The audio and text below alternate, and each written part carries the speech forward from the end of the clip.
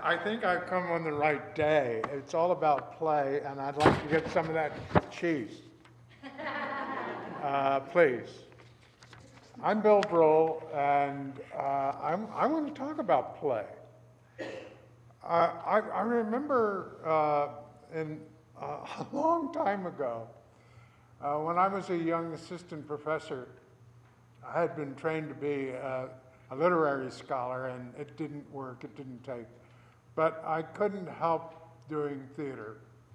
I had done theater. My father introduced me to theater when I was 2 years old. I just couldn't stop. And so when I was a young college professor, I did a lot of plays, directed a lot of plays, student plays, 4 or 5 a year. And then after about 4 years, I thought I would get tenure for doing that, and I had to have a good course too. So I suggested a course in free play. And the chairman laughed. He said, "I'm not going to put that forward. Well, you think you're teaching kindergarten?" And no, I didn't have to teach kindergarten. They already knew how to free play. They didn't need to be taught. But my students were forgetting. And I'd like to get into that with you today. Let me see if I can find my talk. I went back a little while later, and I re-proposed. I said I would like to teach a course in the dynamics of spontaneity. Sure, no problem.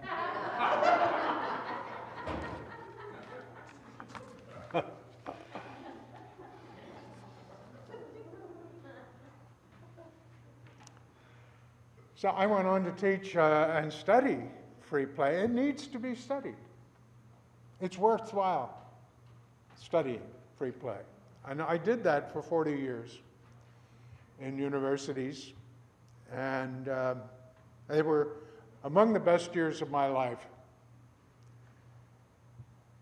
So children do not need to be taught how to play freely. They know how. But as soon as they're old enough in this culture to pick up a baseball bat, we begin to teach them another kind of play, not free play, but competitive play. And I'd like to explore the difference between these two kinds of play. The idea of competition and competitive play dominates our culture in every respect of our lives. By the time we're in our 20s, we come to believe playing like children will embarrass us. We might even fear that we'll be asked to play childish games. Watch out. Too bad, because that means we have lost sight of the power of free play and how it trains our imaginations. But nothing lessens our admiration for competitive sports and competitive professions defined by rigid rules of behavior. I'm not knocking competitive play. It's needed. Children have to learn how to do it in our culture. The dominance of competitive play, which our children much necessarily learn, creates failures and tends to encourage division.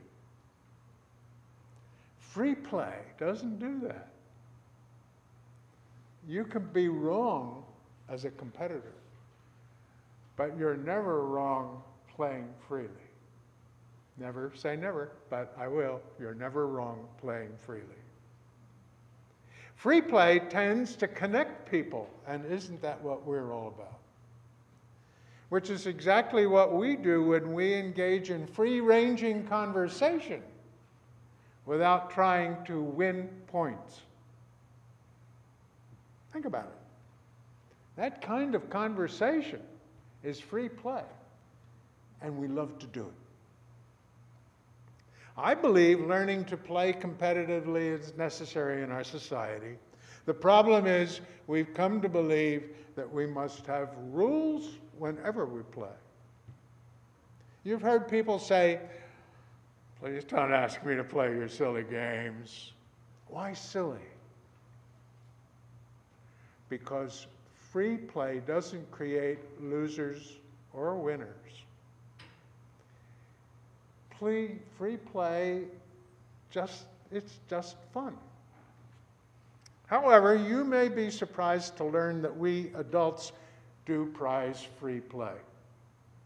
We expect it in jazz musicians and comedy actors, and we call that improvisation. That's the other name for free play. Our finest and most carefully trained performers, artists, engineers, scientists, physicians, and lawyers also improvise.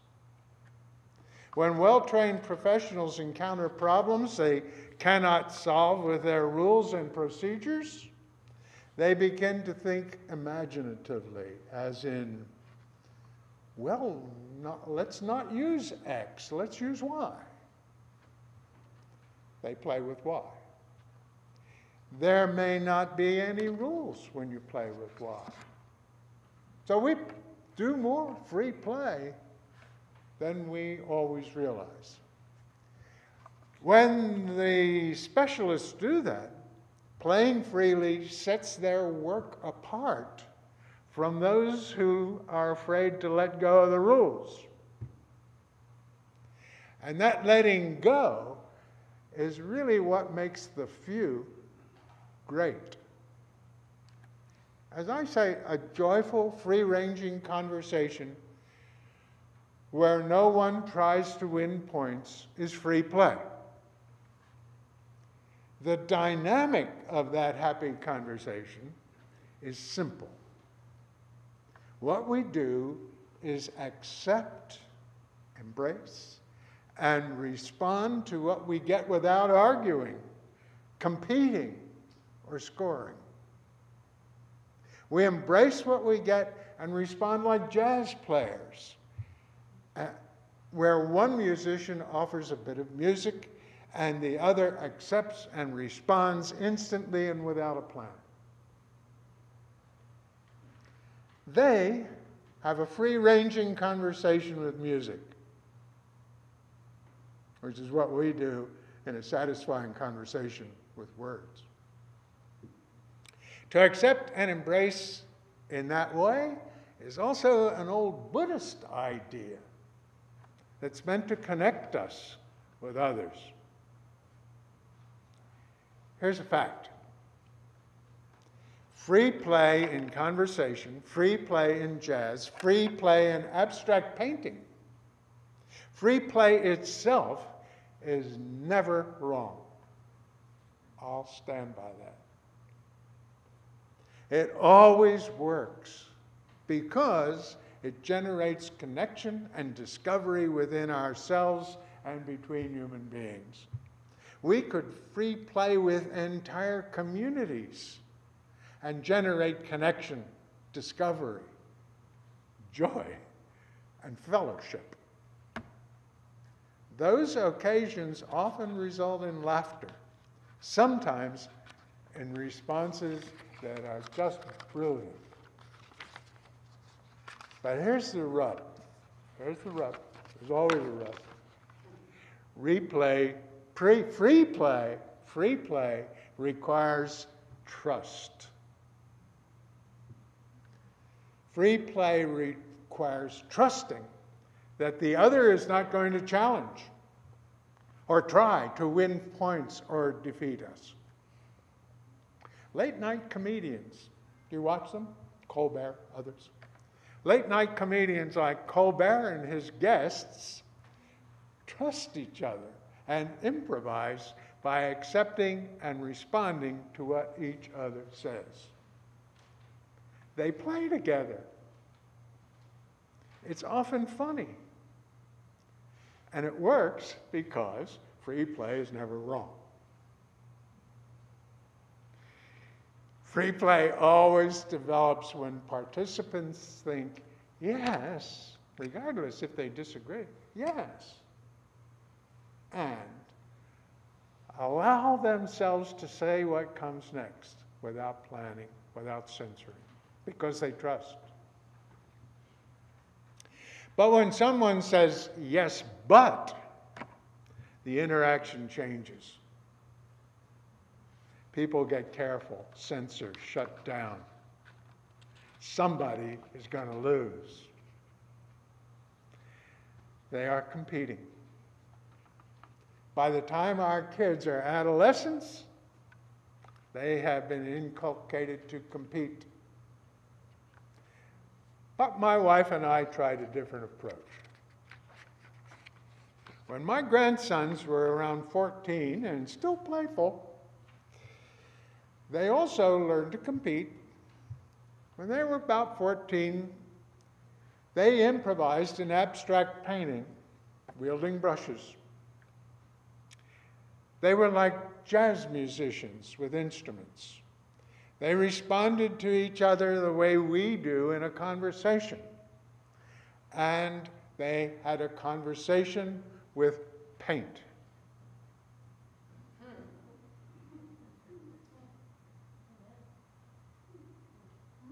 That's two 14-year-olds doing an entire improvisation on a wall that's about 12 by 5 by 12. Liam had red. Sean had white. Liam started. He made one mark on the wall and stopped. Sean looked at it for a minute, accepted what Liam did, and responded with a stroke of his own. He didn't try to smear out. He just responded. And they continued in silence, without planning, and connected on a deep level between them at 14. They trusted and made their brush strokes in response to what they got. They embraced each other's actions. Soon, their paint strokes covered the entire wall. I think the result is a marvelous example of creativity. It's easy. It's really easy. Give it a try on paper. You can do it by yourself, or you can do it with someone else, or you can do it with more than one other person. You just trust the other person and respond in response. Free play is powerful because it unleashes our imaginations, making us more powerful without being losers. It takes us to places in ourselves that we cannot reach when we rigidly follow the rules of competition. And that is something all great players understand. That sometimes it is not enough to play by the rules that you learned. The finest stage, think of this, the finest stage actor who plays 8 times a week always follows the director's instructions. He's got to do that. Follow the director's instructions. And he says the playwright's words. He can't rewrite. But he never does it the same way twice. He responds to the audience. He responds to what he's getting. And it's an improvisation that goes on between them. And it keeps him fresh and present, her, fresh and present. This is something all great players understand. Competitive athletes, actors on stage, great musicians, and sometimes it's not enough to play by the rules. Free play leads to new interpretations for traditional musicians in the same way. Hamlet's going to be done again in New York soon, and they're looking to do it in their own way with Shakespeare's words. They interpret the rules with the way they feel in each moment. That is free, unguarded play. And it is that which sets the great performer apart from those who rigidly play by the rules. People lose when rigid rules dominate their lives. There has to be a balance between the competition and the free play. Free play opens minds to creative possibilities we otherwise fail to access those free creative possibilities. Free play trains us to trust our imagination. Hollywood screenwriters employ free play as a matter of course. They often begin with two words, what if? For example, what if the sweet and pious aged nun in black turns out to be the villain and not the butler? Allow your mind to play with that freely, and you will find ideas come out of you that you never imagined in school. So here I am with a bouncing ball. See it?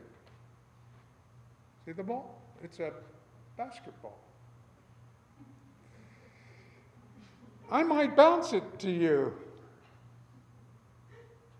Do you feel a twinge in your gut when I say that? Don't do that to me. I don't want to do that. I understand. And yes, we all did play once. And that puppy play we loved was then squeezed into a hard, rusty old nail that you think you can't bend. And that rusty old nail makes you think, I'm not creative.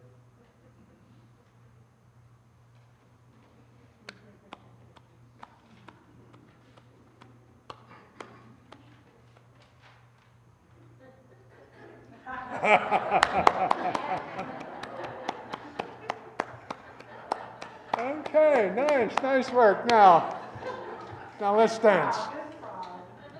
Let's dance now. Time for boogie woogie. No, I'm sorry. That rusty nail makes you think, I'm not creative. And that is baloney. The irony is that when we play freely, we never fail, and we're never wrong. There is no way to be pretentious, or ostentatious, or annoying when we play freely.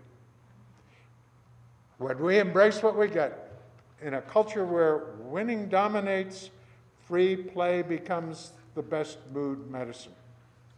It's okay to play around.